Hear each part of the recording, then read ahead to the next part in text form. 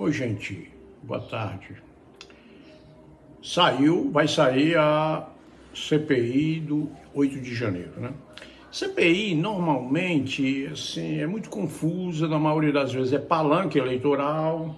A CPI do Covid foi oferecida uma infinidade de denúncias contra Jair Bolsonaro, a Procuradoria arquivou várias e outras estão tramitando e tal. Essa promete, né, porque os fatos são relevantes, precisa um fato determinante, o fato determinante é o vandalismo, e com as imagens de ontem ela se transformou num fato, num feito de muita expressividade. É uma CPI mista, CPMI, né, deputados e senadores. A base do governo está trabalhando para ficar com a presidência, que deveria ser de André Fernandes, mas como André Fernandes está sendo investigado pelo STF, possivelmente ele não será o presidente da comissão. Querem repetir a mesma trinca, Aziz, Renan e Randolph, mas isso a oposição não vai permitir. Jair Bolsonaro já escalou o filho Eduardo Bolsonaro, Magno Malta deve também fazer parte, o general Mourão também pode fazer parte, e André Fernandes deve fazer parte, Nicolas Ferreira deve fazer parte. Então é uma CPI que promete muito. Tem muito circo nessa CPI, mas promete muito, pode esclarecer alguns fatos nebulosos que foram esclarecidos ontem, alguns deles nos vídeos liberados pela CNN. Há quem diga que quem liberou, que conseguiu aquelas imagens foi a CIA, que é o Serviço de Espionagem Americano, que está em toda parte. Está em toda parte, em todo o país, em todo lugar. Como o Lula foi falar aquelas besteiras, se aliando com Rússia, com China, não sei com o quê, condenando o dólar, imediatamente eles deram a resposta, e deram a resposta mais do que à altura. Para a confecção de uma CPI, precisa de assinatura de um número expressivo de deputados e senadores. E do Ceará, eu vou ler aqui os deputados que assinaram, que é a minoria. O André Fernandes, que foi quem é a propositura dele, a Daiane do Capitão, Dr. Jaziel, Júnior Mano, foi votado em Crateús, Luiz Gastão, Matheus Noronha, também muito bem votado em Crateús, e Yuri do Paredão, que é lá do Cariri. Esses dois deputados votados em Crateús, eles, de certa maneira, me surpreenderam, porque mas surpreenderam positivamente, porque eles querem saber, representando a população que quer saber o que foi que aconteceu de fato, por que aconteceu daquela maneira, que ontem já foi esclarecido com a série, com aquelas imagens, mas agora a CPI vai viscerar, vai entrar no âmago, no cerne dessa questão que tanto incomoda o governo.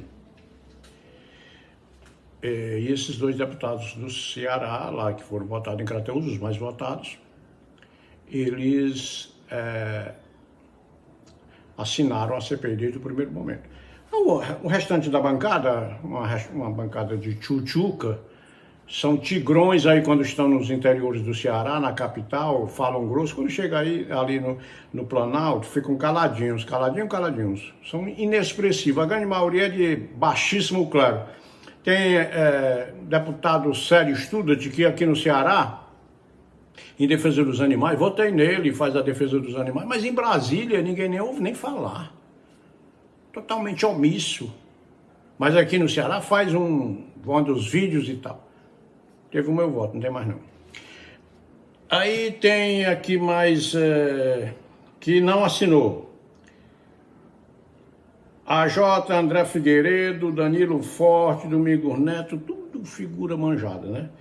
Eduardo Bismarck, Eunício Oliveira, Fernando Pessoa, Idilvan Alencar, Zé Ayrton, Zé Guimarães, Luiziane, Mauro Benevides, Moza e Roberto Monteiro.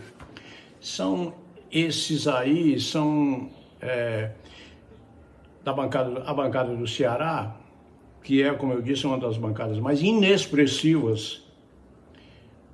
Esse pessoal aí, para ficar de bem com o governo, e tem bolsonarista aí, viu? Tem bolsonarista aí.